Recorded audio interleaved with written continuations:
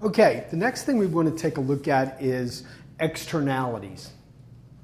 This again goes along with the idea of market failure, the failure of the market to properly allocate resources to the most efficient output that society wants. And when we talk about externalities, we're talking about positive externalities, we're talking about negative externalities. With positive externalities, we can also call this a spillover benefit. With a negative externality, we can also call this a spillover cost. Now, the definition between a spillover benefit and a spillover cost. A spillover benefit is a benefit that spills over onto a third party. Spillover cost is just the opposite. It is a cost that spills over onto a third party. Let us assume first, we're going to talk about our spillover cost first. We have up here a market analysis of a coal burning plant.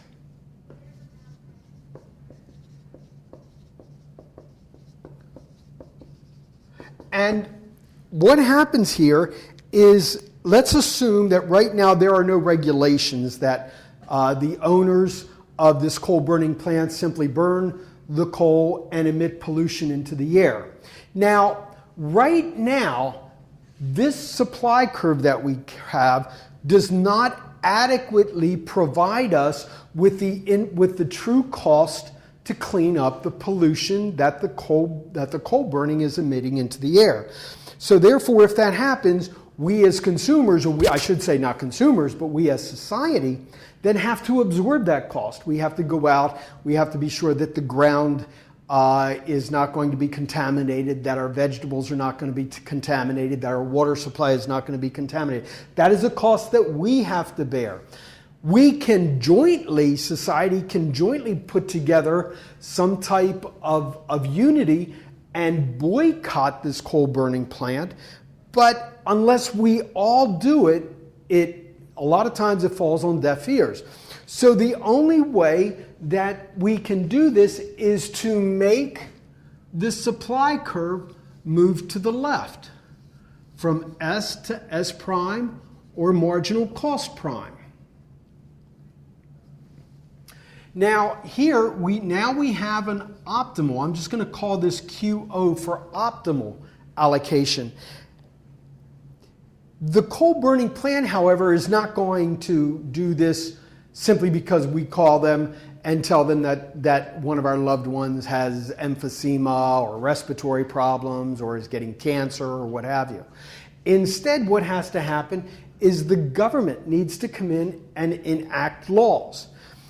Laws such as, if you are going to burn coal, if you have a coal burning firm, a coal burning plant, you need to install scrubbers, some type of filters that will filter out 80% of the impurities or whatever it would be. Or they will be taxed. So therefore, it is now incumbent, it is now part of the supplier's cost that if this particular supplier produces any more than QO coal, what will happen, even if they supply this much, is that this person is going to be fined. Now that cost is internal. So now we have an optimal amount of the quality of the quantity being provided. If they do not put scrubbers in, they too will be fined, if not closed down. Now, unlike the spillover cost, a spillover benefit does not adequately provide us with the true benefit that the good gives us. In other words, we are providing right now the firm is providing quantity E, and we want quantity O, again, for the optimal quantity, so that everybody can benefit. Let us assume that there is a vaccination for HIV/AIDS syndrome that we have right now. And if a drug, and let's take insurance out of the equation and say in our world we have no insurance. If such a vaccination were discovered to work and tested and what have you, the price of that particular vaccination would be extremely high, and therefore only those that had the money to go out and actually buy that vaccine would be inoculated against HIV/AIDS. However, the only way to actually get rid of AIDS throughout our society is to vaccinate everybody. So what would happen is the government would come down and subsidize the pharmaceutical company to the production of that particular drug. And therefore, the supply of that drug would increase. And therefore, we would get an amount of the drug, enough of the drug, in order for us to be able to eradicate HIV/AIDS throughout society. This is actually what happened when we had the polio vaccine back in the probably mid to late 50s.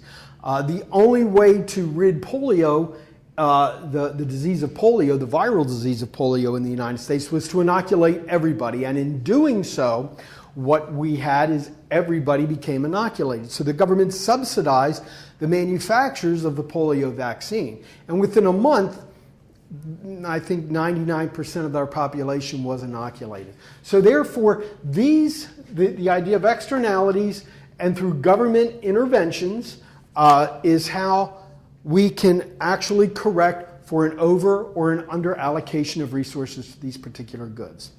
Again, I want to thank you. And if you have any questions, be sure to notify your instructor, and I'm sure they'll be able to help you. And have a good day.